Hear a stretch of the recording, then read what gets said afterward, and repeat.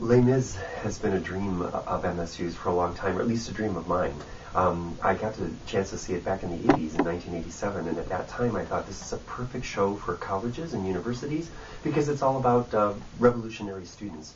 But when it was on Broadway, we didn't realize at that time that it was going to last for decades. And normally what happens is a show gets on Broadway and you can't touch it until it closes. The day that it closed, we called New York to try to get the royalties, and they said, well, call us back in 6 months. We called back 6 months later. They said, call back in a year. Call back in 2 years. Then all of a sudden the high schools were able to do it, but colleges weren't. And it wasn't until this year that colleges finally got the permission to be able to secure the royalties to do the production. And so MSU will be one of the first colleges and universities in the country that will do this aggressively. The interesting thing is that I'm so proud of the talent pool at MSU. I think it's very deep and very broad and very rich, but I was a little bit concerned about the title role of Jean Valjean because the show is a long show and it requires some vocal dexterity that just is astonishing. So we knew that we had to get a guest artist for this particular show. And the interesting thing now is that it used to be, back in the olden days, when we'd get a guest artist for a show like Miss Saigon or a show like when we did Phantom the first time, the Murray Coppett Phantom. We had Murray Yeston, Arthur Coppett Phantom.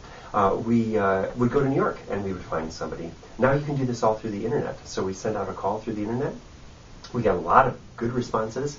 And then a magical response came, and it was from Mr. Neil Dale, who comes to us from London via Los Angeles. It was a long trip, and he went the wrong way, but he went around the other side of the globe. But we were so excited to get somebody who has actually played Les Mis at the West End. And then we knew that our students wouldn't be so bummed out that they wouldn't get to play a role if we were able to bring in a masterful player. And so for the last several weeks, Neil has been leading the cast as Jean Valjean in one of the first collegiate productions in the United States of Les Mis. I needed to go back to a place which was closer to home weather-wise, and Mankato seemed like a good choice. Obviously, as Paul said, my name's Neil Dale. I was blessed to join Les Misérables. I've actually done the show twice, but I've been involved in the show for over 14 years now. I was lucky enough to do the show in its original home, which was the Palace Theatre in London's West End, and then when it relocated to the Queen's Theatre, I did it there as well. And in that time period, I was really lucky to do the show for Her Royal Highness the Queen and President Chirac in Windsor Castle, in a little tiny room they call the music room that holds probably about 500 people. But that's a small room. Nothing like a French Revolution. Yeah. And I moved to America because of my wife. My wife is an actress as well. We met doing another one of Alain Boublil and Claude Michel's hits, Miss Saigon, in London. My wife played Kim, and she's from America. She's from San Diego. So we originally lived in London for a few years, and then we moved to San Diego 6 years ago, nearly 7 years now, and then relocated to Los Angeles a few years ago. And of course, like every other actor, when I saw on Actors Equity, the breakdown for Les Misérables, it was actually my wife who saw it and said, oh, you should submit, and was lucky enough to get my submission in right at the death at the last minute, and spoke to Paul. We had multiple conversations and felt very honoured to get asked to come and join the cast, and I'm having a blast. Mankato, I haven't seen a great deal of Mankato, but I've seen a lot of the people. We kept him very busy. Yeah, it's been busy, but it's been fun.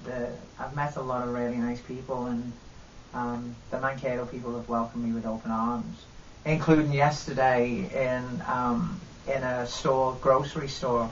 A lady stopped me and had seen me at one of the gala events, and proceeded to tell me how much she was looking forward to the show, and I'm having a great time. What's interesting, we've been fairly lucky. We have a wonderful foundation grant, the Andreas Endowment, which allows for guest artists to be brought in, and we've had this grant for just several years. And back in the olden days, what would happen is we would bring in a guest artist very, very much at the last moment. So we would have a huge production going. By the way, we estimate that approximately, I don't know if I've told you this, but about 225 to 250 people are working on this production. It's a big production. It's a big effort for us, our main stage opener. And so in the past, just because it's a privilege, but it's also expensive to bring in a guest artist, we would normally bring that person in right towards the end. We would have a stand-in play the role. So literally somebody would stand around where the person would be. The person would come in, they'd learn their blocking relatively quickly, and then they would go up. Now in the past also, in almost every case, the person has played that role before. And that's a good thing and a bad thing. The good thing is that they know the role intimately. The bad thing is that they know the way they did it before, and it would have been a different set, a different set of circumstances, a different director, a different cast. What's fun with working with Neil is that he knows the show much better than I do. He's intimately aware of it, but he's never played the role of Jean Valjean. That was very exciting to me when I was looking at people, because I did look at a few people who played it, but the problem is they get it in their minds, and there's one way to do it, and that's the way they did it the first time. Just as I've seen the show several times, every time I see the show, my opinion changes, my feelings change. Some things work, some things don't work, and I don't think I've ever had an original thought, but I steal from the best of them. And so you try to get all those wonderful, great thoughts and come up with a new product. Here, because of the Andreas Foundation, we were able to bring in Neil a lot earlier. Now, what we did was we killed ourselves. We cast the very first day of class. Matter of fact, the very first day of class, we cast our first 4 productions at MSU. That's crazy, and 3 of them immediately went into rehearsal. We had 2 weeks before Neil joined us, and I pushed the cast probably more than I should have in order to get the semblance of a run through that Neil could see. So we did have a stand-in to help us out, but then fairly quickly Neil moved into position. Of course, he knew the script, he knew the score. It didn't take very long to integrate, and then we started running it. But we're in a tech rehearsal process, and even now we're pausing a little bit, working on certain sections. There's an infamous section in the play. It's at the barricade. Okay, that's the name of a song, At the Barricade. It's very complex. We have an astonishing revolve or turntable that we're using, the way it was done in the original Broadway production, and I think that's the original London production as well. And it's a huge thing. Well, we had to get that, and we got that right away. But the barricade takes a while to build, and every day we keep on throwing more furniture at it.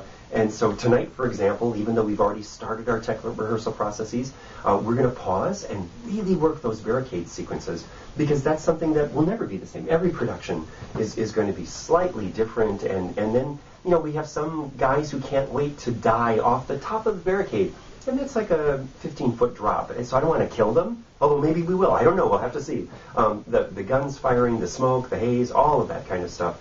And so we've been honored to have Neil in residence. He'll be in residence for a total of 5 weeks. Normally we would have a guest artist in for 2 or 3 weeks. So for 5 weeks, so we're getting it to everybody's comfort level. So Neil feels comfortable, the cast feels very comfortable, and the thing that I love about Neil too, and another thing that attracted me to him, was not only his amazing singing voice and his knowledge of Les Mis, but he's a director as well. So he understands what it is that I'm trying to do. This is an academic performance, and so the students are constantly learning. Some of our students are very advanced, so advanced that I think they could audition right now and play some of these roles professionally.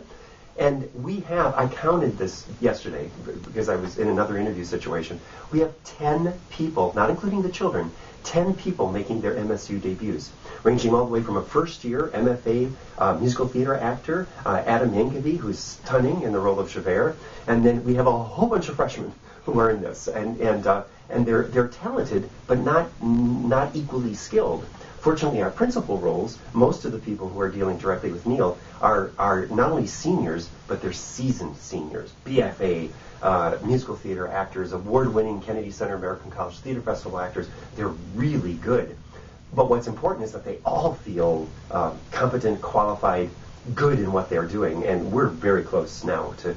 We'll be ready to open. We're not ready to open tonight, but we will definitely be ready to open on opening night. It was funny because when Paul was doing his research on me, which to obviously make sure that he wasn't bringing in a lunatic, which unfortunately was wrong. Well, he couldn't get everything right.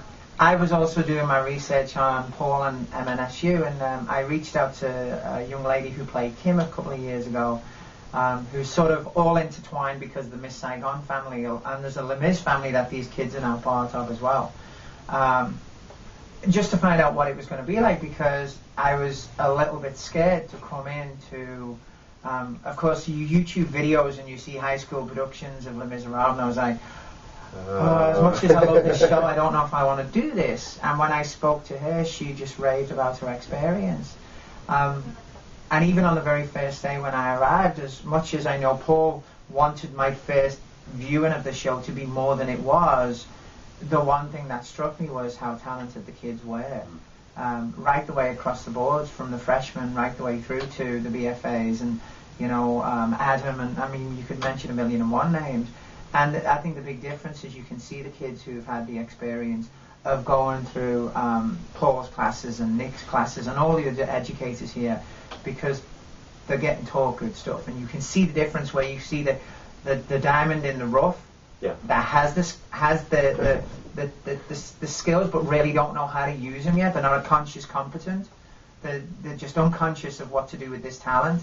And then you see someone like Callie or Caitlin or Jake or the older students who really know what they're doing. And to be fair, they could step into any West End stage, and whether they played the lead role of Eponine or Fantine or Enjolras, they certainly would hold their own within the ensemble of everyone else. They're very talented. So it was exciting for me to join and see that. I'm having a great time being part of the production, but I think one of the most fulfilling things for me is when the kids are coming up and really picking my brains. Because as you say, I do teach in Los Angeles. I teach on-camera classes to... My baby is 6 years of age, and it's not my baby boy, he's my baby. And my oldest is 18, and these are kids you see every single day on Disney Channel and Nickelodeon. And I love working with kids because I don't care how old you get, you've always got something to learn. And even in this production, I watch the kids do something and I go, oh, I never would have thought of that. I really like that. And as I think all the best directors in the world steal from the best people. Sure. Anyone who says they don't is probably lying. So there will be things that I've picked up through working with the students and working with Paul and Nick that I will take back to LA and share with my kids and share in my own performance from this point forward. But the integration of joining the cast hasn't been hard because it's,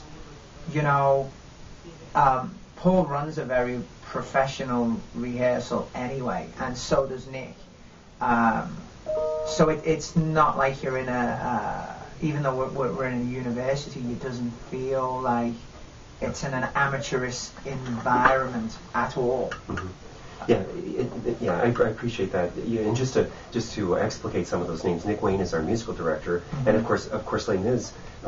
It'll have a few spoken lines, but normally those are ones we just added. But the singing is so important, and of course that's again another reason we brought in Neil, just to sing the kind of real tenors are hard to find, and Neil's a real tenor, and Jean Valjean needs to be. You can't fake that.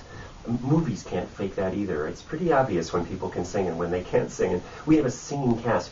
Callie Severson, who plays the role of Eponine, is a Region 5 finalist for the Kennedy Center American College Theater Festival. One of the best musical theater actors in our region, certainly in our 80 colleges and universities and within the country. Caitlin Dahlquist is another name that was mentioned. Fantine, stunning voice, stunning actress. Both of these ladies are leading ladies of our stage. Jake McInerney was mentioned, Enjolras. Again, all three of these people were in Spring Awakening. Sam Stahl plays the role of Marius, another KCCTF finalist. And it is interesting. It's also interesting that you say we just had one of our alums came back and was auditioning at another college, and he went through what I would call a typical college audition, and he came back and he said, I didn't realize how professional MSU was until I went out and went to professional auditions, and then he was running his own. Not his own. He wasn't in charge of it, but he was choreographing for another college, and just said it was chaos. It was kind of the high school thing, and we pride ourselves on that. And to me, professionalism isn't about being snooty at all. It's about being efficient. It's about being, you have an agenda. You know what you want to do. You know what you want to accomplish, and you're not quite satisfied with anything less than everybody giving 110% Well, I usually say 110%. I don't know if that's possible, but if you strive for 110%, odds are you're going to get 100%. Mm-hmm. If you only try for 90%, you're going to get 50. And my philosophy is everybody can get better. Everybody can get better, including myself. Mm-hmm. The orchestra, the sets, the costumes, everybody can get better. And with that kind of philosophy, you're going to end up with, most likely, a really good product. And this show, I think, is going to be extraordinary in its final outcome. And one of the things I have to have Neil tell this story because I'm very proud of this. That I was a little bit concerned because I have been to the Palace, I have been to those theaters, and they're quite grand. But of course, what I see is the audience side of it, and the guilt and the multiple layers and the tiers they're called, the huge ceilings. But so when I picked him up at the airport, and I said, well, I want you to see the Revolve. I said, it's just a little Revolve. We just, just a little MSU Revolve. And when he saw it, so Paul picked me up and we stopped and had some food, and he said, oh, would you like to see the theatre? I said, yeah. I was excited to see everything, but it was dark, so I couldn't see everything, but we could come and see the theatre.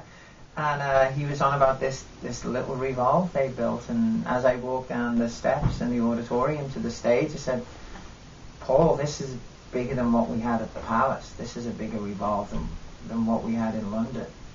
And then we went into the backstage area, and I started laughing. I said, we have more space backstage at this theatre than we had at the Queen's Theatre. And then I tried to map out to give him an idea of just how much more stage we have at MNSU than we did at the theatres that we did the show in. Supposedly on the biggest stages in the world, And then I explained a lot of the theatres, although they look very grand in England, they're designed to do this. Yeah. So the playing area, the stage, which everyone thinks is this huge massive, is like literally you can touch a wall, and if you stretch a little bit too far, the audience are going to see your hands. Yeah. And that's true in New York too, because of course it's real estate. It's just a lot cheaper to build big buildings in Minnesota than it is in New York or London, where the real estate is too expensive. But I mean, everything I've got to I could really talk all day and praise MNSU for what they do, because the kids don't. I hope they do appreciate, and the ones who watch this, I hope they really appreciate what they have at their fingertips. The sound equipment is phenomenal. The lighting rig is phenomenal. The dock where they build the sets are phenomenal. And it's great to have all of these tools, but unless you know how to use them, they're wasted. So on top of all this phenomenal sound, phenomenal lights, phenomenal dock, you have people behind the scenes doing phenomenal work. Mm-hmm. Steve, forgive me, I don't know. Steve Smith is our lighting designer. He's doing an amazing job on the lights.